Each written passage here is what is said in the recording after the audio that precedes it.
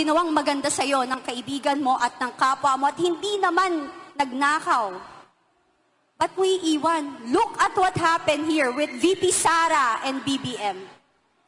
Ibinalik sila sa pwesto. Inilibing ang matandang Marcos. Ano hong isinukli? Eto.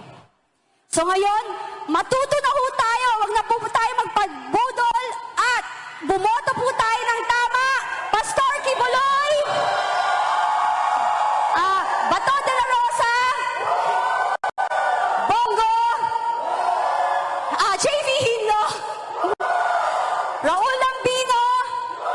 Of course, my favorite, Rodante Marcoleta! And aking minamahal, Pastor Kibuloy! Alam ko, mababago niya ang bansa natin! Vic Rodriguez, ang isa pang inape! And again, si Philip Salvador.